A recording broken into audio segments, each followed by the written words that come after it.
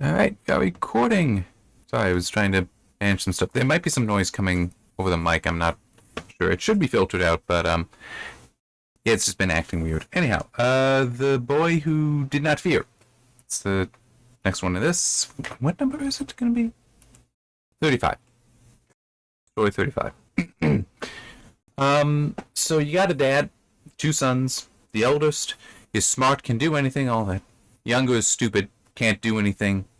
Well, he can't learn anything. Can't understand. That's fine. He's not incapable though, but the fact he can't learn does make it hard for him to do anything. And this is a concern for the father, of course. Now, something else though about this that ties in with the whole the boy who did not fear. The elder, when being asked to do something that would have him walking through a cemetery at night, or just when hearing ghost stories, they would frighten him, and so he would say about how he is shuddering. But the younger, he had no understanding of this. He doesn't. He's not being afraid. It's not prompting fear in him, and so he's just like, I don't know how to shudder. I want to know how to shudder. And when the father was like, you need to learn something so that you can provide for yourself, earn your keep, all that. And he's thinking, I want to learn how to shudder. That's how I'll make my living. Okay, not really. But then the sexton, church worker, comes to the house. Father is frustrated, shares his frustration with the guy. He's like, give him to me. I will teach him. I'll teach him how to shudder. I'll take care of it. Don't worry. Father's like, awesome. Son, go with him. So, one of the things that the sexton has to do is to go up into the bell tower and ring the bell. So he sends the boy to do it. He goes up first, though, and is dressed in a sheet or something to be up there to pretend to be a ghost and scare the boy. 3 times the boy is like, hey, who's there? Say something. I mean, you need to tell me who you are. And the guy never responds. And the boy's even like, if you don't say anything, I'm going to throw you down the stairs. Because, I mean, to be fair, it's like a dude is standing there, non-responsive. You're talking to him, telling him not to do that, and he's reason to believe this is a, I can't think of the word that he used, but basically, just somebody up to no good. So it's on the 3rd time, it's like, all right, goes over, throws the guy down the stairs, breaks his leg. He then goes back, rings the bell, goes back to the sexton's house to go to his bed. Morning comes. Sexton's wife is like, where's my husband? He went to the bell tower ahead of you. And the boy's like, I don't know, but there was somebody there that I just thought was a robber or whatever. Told him 3 times to identify himself, to move, to do something, and he didn't, so I threw him down the stairs. He'd still be down at the bottom of the stairs if you go and see him. I mean, maybe that's your husband. If he is, I'll be truly sorry.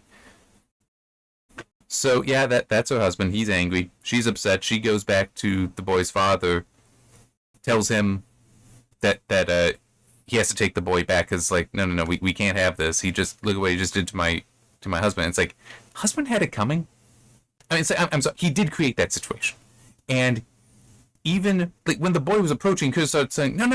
It's like, seriously, that didn't scare anything? No. I mean, it's like, he created the situation.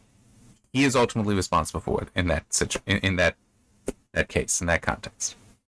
So now the father's like, look, boy, here's 50 lather. I don't even remember what the currency is, but here's 50. Basically, here's $50.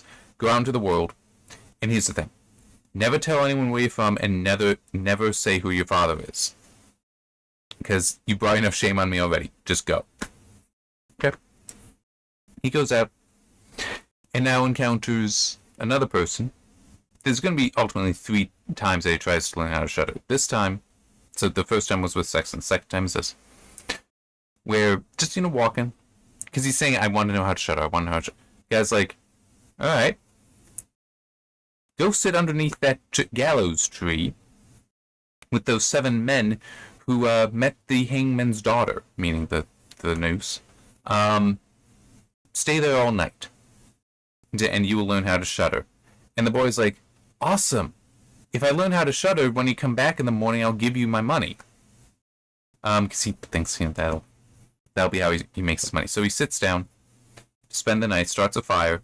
It is so cold that, and the wind is blowing so hard he can't get warm. And looking up, he's like, you guys are probably really cold too.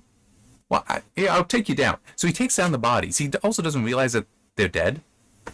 Ranges them around the fire so they can get warm. But they never say anything. They never do anything, including when their clothes catch on fire. So it's like, well, if you guys aren't going to even help yourselves and you're not helping me, I'm just going to put you back up. So he does. So the dude comes by in the morning and it's like, so did you learn how to shudder? No, and they weren't any help either. Alright. I failed to teach how to shudder. See ya. And just, I got nothing. Guy leaves. Boy continues on. Encounters, I don't remember what it was, but encounters another guy on the road who's like, look, just come with me. I'll take care of you, because, just come with me. Comes to an inn. With a host also hearing the whole he wants to learn how to shudder, it's like, oh yeah, I know how to do this. Hostess is like, so presumably his wife is like, no, don't do that. I mean, he's a nice, beautiful boy. Don't do that to him. But it's like, no, I want to learn how to shudder. So the host finally tells him, okay, over there's that castle. It's haunted. But the king has said, if you can spend 3 nights in that, he will give you his daughter and the wealth of the castle. Okay? It's like, cool. Because he wants to learn how to shudder. Goes to the king, and the king's like, alright, you look good enough. You can have 3 things with you, none of them alive, for these nights. Alright, I want a fire, a turning lathe, and a cutting board with a knife. Turning lathe seems a little odd. Why is that the thing you would ask for? Also, if he knows how to use one, that is a skill. Just saying. Okay. So then he spends the first night, and he's sitting by the fire, and basically he's hearing noise. There's spirits that are taking different forms. In this case, it's 2 large black cats who are nearby, and he's like, I want to come warm yourself by the fire? Because he's not afraid of them. He doesn't understand them. Come over. And then they're like, do you want to play cards? It's like, show me your paws. It's like, sure, show me your paws. So they show him the claws, like the claws are out. He's like, oh, those nails are much too long. Here, let me take care. So he takes them by the neck, puts them on the cutting board, like screws down their paws. Not necessarily like screws through, but somehow secured. So he can cut the nails. He does that, but then he's like, I don't feel like cards anymore. Throws them outside such that they drown in the moat. It says a fish pond later. Then a whole bunch of other black cats and black dogs come, pull apart the fire, and he's initially like, whatever. But then the fire's getting damaged enough that he's like, okay, now I'm going to do something about this. So he takes the knife and just starts killing them and throwing them out. Throws a whole bunch out into the fish pond where they die. The rest run off. And it's like, alright. He's getting tired. Sees that there's a bed. Climbs into the bed. The bed then starts moving of its own accord, all about the castle. And his response is, you can go faster. So now it describes it as though we're being pulled by 6 horses. Ultimately turns itself upside down and it says to cover him like a mountain. I'm not entirely sure what that means, but he does just start pulling the thing, like the blankets, maybe even the mattress off to free himself, and just walks off. And it's like, somebody else can drive it next. Goes back to the fire, falls asleep. King comes in and is like, oh, he's dead. Huh? No, I'm not. Oh, okay. Did you learn how to shudder? No. Alright. Good luck at night 2. Night 2. I'm trying... What was night 2? That's right. Okay. Initially, one man arrives. First, one half of him down the chimney, then second half. And the boy's like, alright, here, let me stoke up the fire. You can build it up so you can warm yourself. When he gets up and does that, though, the dude sits down on his bench and is like, that's my seat. you just want to move? So the boy just shoves him off. It's like, okay. Takes his seat. Now more guys show up. Obviously, all these spirits. And they show up with skulls and dead men's legs to play nine pins with. He's like, can I play? Do you have money, for betting? It's like, yeah, sure. But hang on, give me those skulls. Takes a turning lathe to get them into balls, and then plays with them, and loses a little bit of money. One thing that is weird, though, and I think that this is the case for all three, it mentions that at midnight is when they appear, but at 12 o'clock is when they disappear.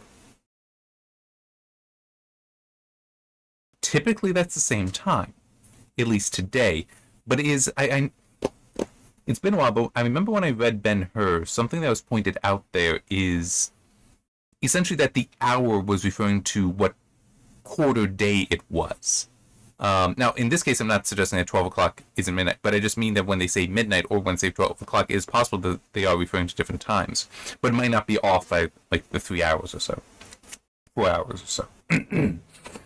But, I mean, and that does make some sense because you don't necessarily have as accurate a means of measuring time when this was written. But anyway, he plays some with them. They disappear. He falls back asleep. King comes and is like, did you learn how to shudder? No. What did you do? I played some 9-pin. Oh, okay. Good luck on night 3. Bunch of tall men appear carrying a coffin.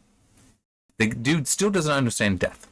And he's like, oh, that's probably my cousin. He died just a few days ago. Looks into the coffin, sees him there, and decides, you're cold. Let me warm you up. Warms his hands, rubs it over the dead body's face. That didn't do it. Let me hold you. No, that doesn't do it. Puts him in bed with him because, like, well, that's a way to warm him. And eventually the body does warm up. And it's like, you revived me. I'm going to strangle you. It's like, what are you talking about? I just warmed you up. I don't like this. Grabs him, throws him back into the coffin. The tall men walk away with it. It's like, what is this? It's kind of silly. Then another taller and stronger man appears with a long white beard. It's like, I'm going to kill you, boy. And the boy's like, well, if you're going to do that, I think I should have some say in the matter. And besides, I think I'm stronger than you. All right. So they go. Somewhere nearby is a smith. Blacksmith shop. They have an axe. The tall man takes it and just hits an anvil with the axe, drives it into the ground. The boy's like, that's nothing. Give me the axe. Cuts it in two. At least cuts a chunk in it. Then takes the guy's beard and sticks it in the cut, so he's now trapped. And there's a plate of it. Hopefully that the details coming through. And starts beating on the guy.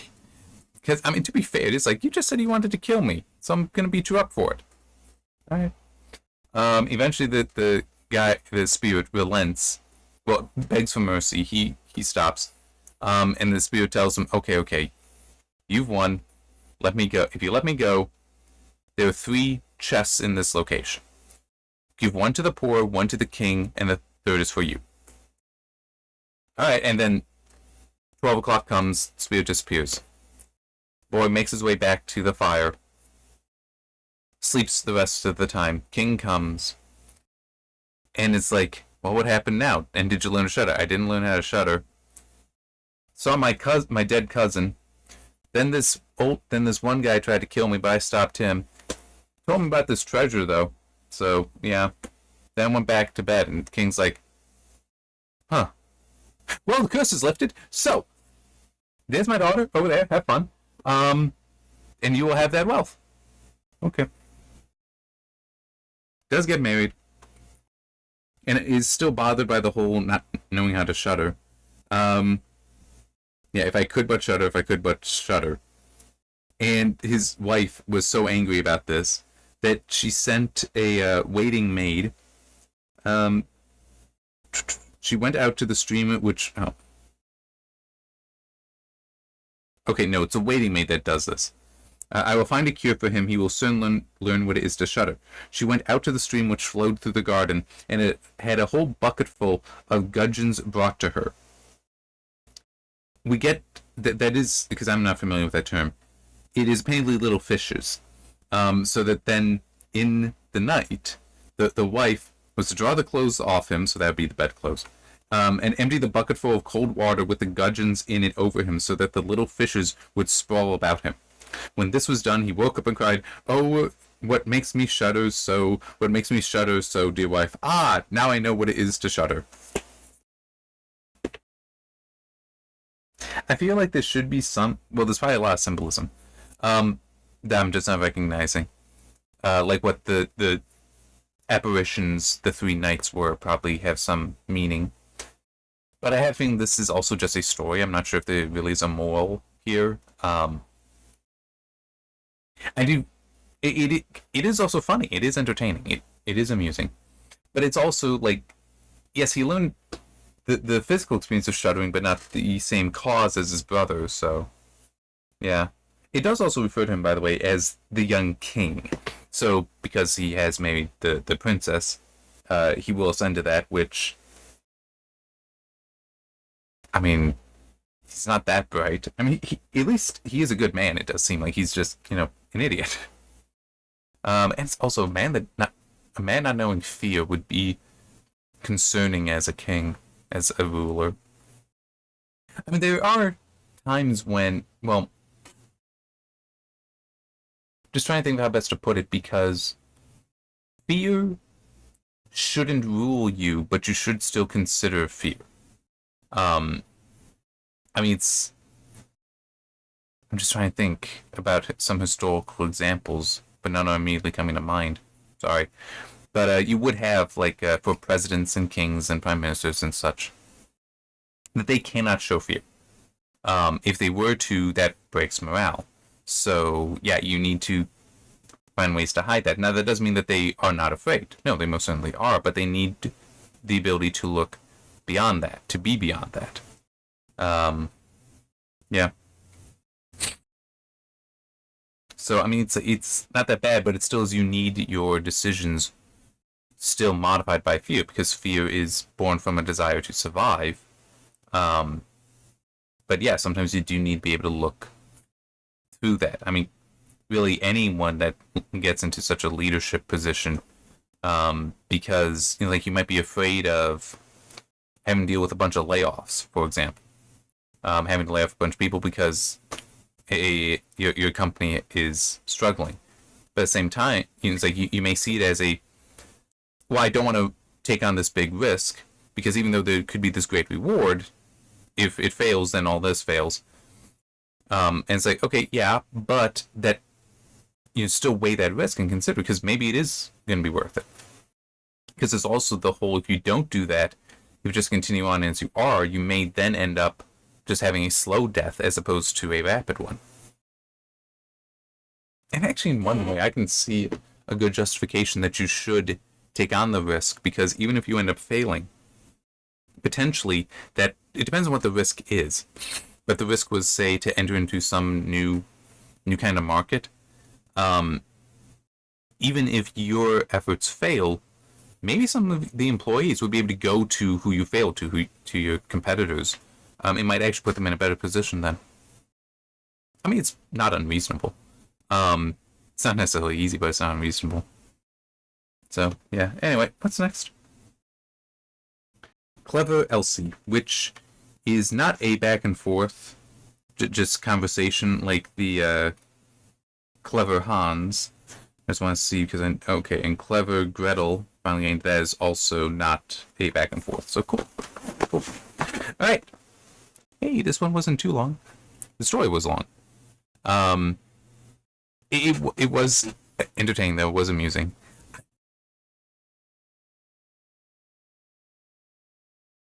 I'm just trying to think because it is interesting, that idea of somebody who just, due to a lack of understanding of the danger that they're in, being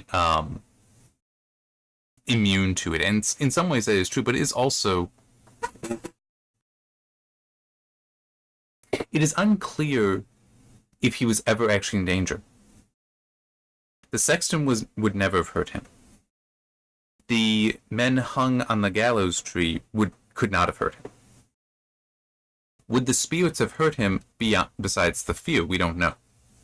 Because it's possible that the spirits would not have been able to physically hurt him, but were just trying to scare him to death. It did make reference to there being men who had tried before and never made it out to even after the first night. They didn't survive.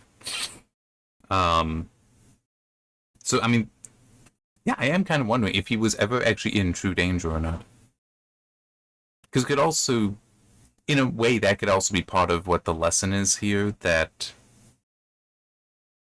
the lack of understanding can fill you with fear, but it can also be to understand something can remove that fear as well. It's like the dead men hanging on the gallows tree. They can't hurt you. They are not going to hurt you, so why be afraid of them? These spirits cannot hurt you, so why be afraid of them? Things like that. Don't know. Do not know. But, yeah. See you next time for Clever Elsie.